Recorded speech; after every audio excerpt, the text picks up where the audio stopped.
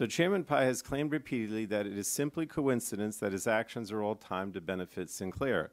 But if that was the case, why can't the members of this committee see the latest proposal that he plans to circulate tomorrow before the commission came before us? And now Chairman Pai has refused repeatedly to respond to my questions about allegations about his relationship with Sinclair, and this kind of evasiveness with Congress does not help put anyone's concerns to rest. These moves are just another example of how this FCC values large companies over small ones and always puts companies before consumers.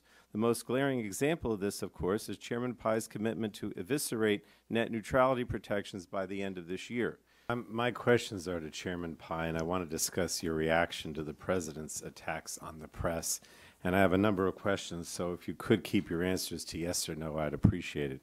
Mr. Chairman, are you aware that the President said, and I quote, "Network news has become so partisan, distorted, and fake that licenses must be challenged and, if appropriate, revoked"?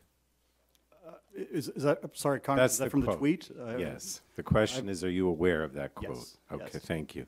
Mr. Chairman, are you aware that the President said, and again I quote, "It is frankly disgusting the press is able to write whatever it wants to write, and that the New York Times, NBC News, ABC, CBS, and CNN are the enemy of the American people," that he said that? Are you aware? Yes. Okay.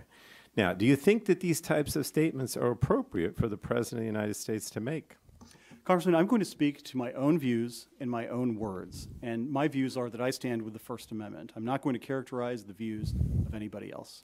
But, Mr. Chairman, you did say on another occasion, and I quote, that the American people are being misled about President Obama's plan to regulate the Internet, right? You said that. Because that was a direct compromise of the agency's independence on a particular pending issue where the agency was already heading in a different direction. But if you're not shy about speaking out against President Obama, why would you condemn it? Let me ask you this. Would you condemn attacks on the press if they had come from President Obama? Congressman, I always focus on the facts and the law. That is our job in terms of licensing. No, I just think it's a double standard here, but